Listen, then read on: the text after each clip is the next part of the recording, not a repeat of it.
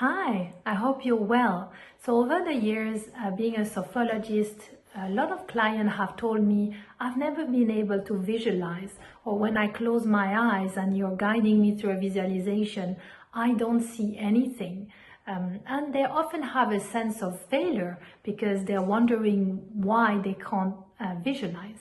So I think our ability to visualize is very individual, and what we mean by visualization is very different depending on how we're wired. Some people call it like an image, but for others it's a construction of the mind.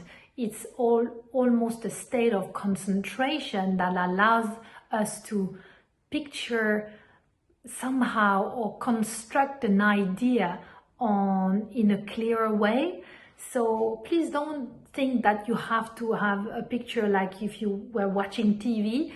It's actually okay to concentrate on the construction of an image or on imagine one element of an image. And some people will be unable to visualize. I've noticed over the year that people who have depression or take certain medication not only feel that it's very hard to concentrate, but sometimes for a while they lose the ability to truly visualize.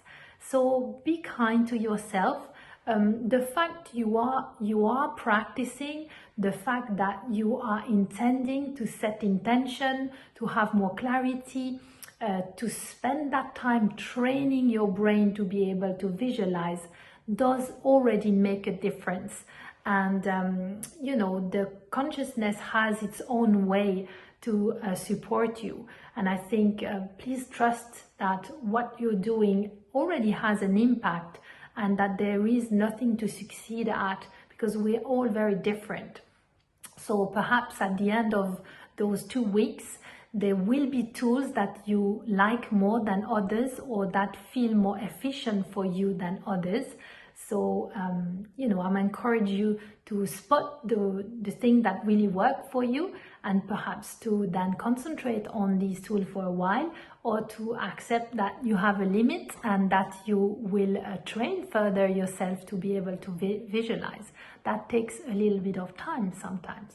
Okay, so I hope this is encouraging. I hope this is reassuring for some of you, and I look forward to see you very soon.